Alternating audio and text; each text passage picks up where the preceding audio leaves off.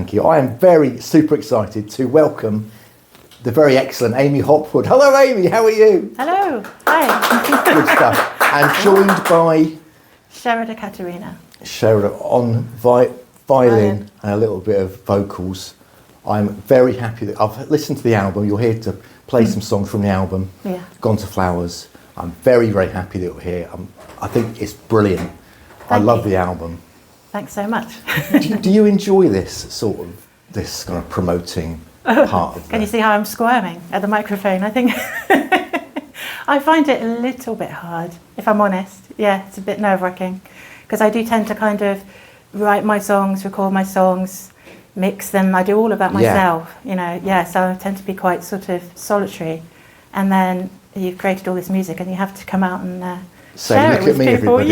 Yeah, which I'm less good at that part, but getting used to it. But it's an important part of what you're Absolutely. doing. Yeah. Mm-hmm. Yeah, and the live stuff, I was interested because your recorded stuff, there's so much, they're very simple songs, but there's so much to them, like with the harmonies or the nature noises, all the extra stuff that goes on them.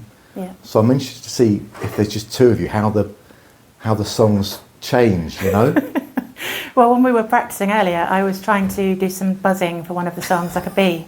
Oh. But that put Sherida off. So I won't be buzzing like a bee. It was slightly strange to suddenly have this buzzing sound coming from, like, is there an angry wasp in here? Or, yeah.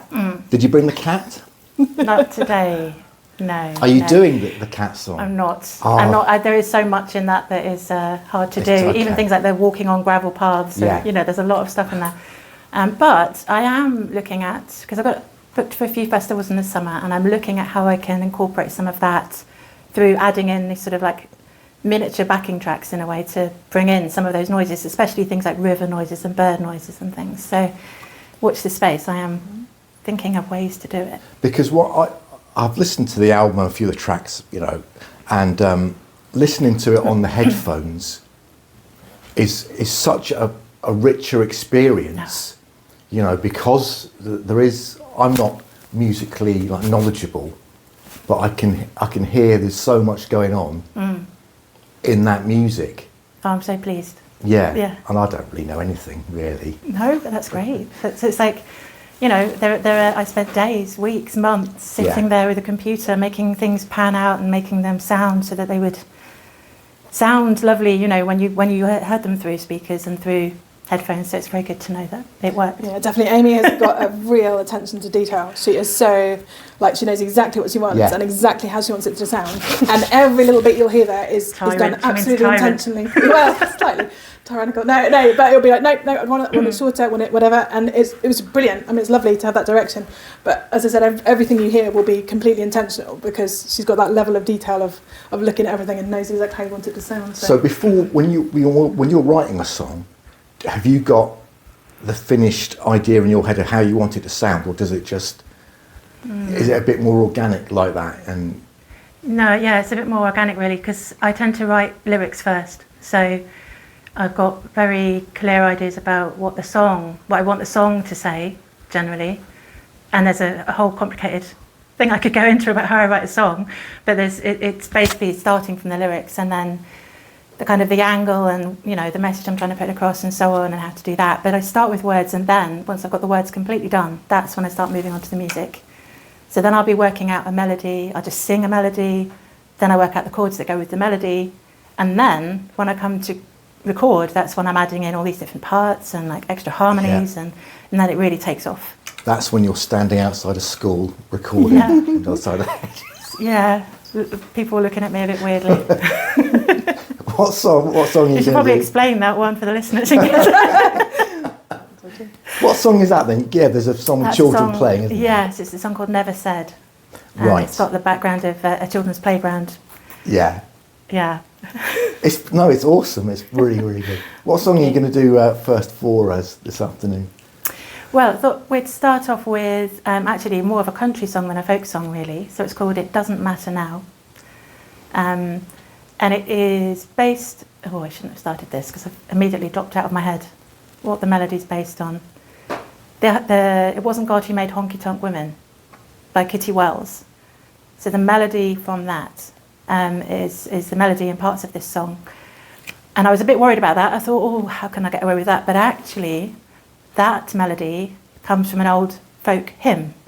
So it's completely out there in Creative Commons, and you can use the melody. Yeah, because based on an old folk tune. all of your stuff is inspired or you get from you create from somewhere else. The old folk stories, or like the song about the river that is an old seeing from the river's point of view. Is it the fish?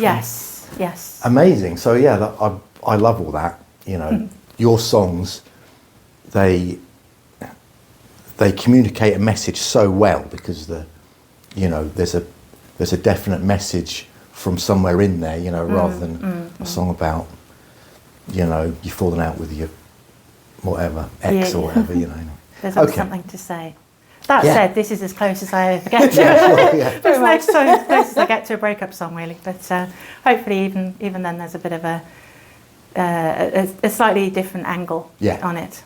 Yeah. So, yeah. Okay, marvellous. Okay. Over to you. So you'll hear me putting on my best American accent now as well. I still want to wear my cowboy boots for this one. Yeah. No one's stopping One day. But we're on the radio, so. Yeah, true. Okay. So just go? Go.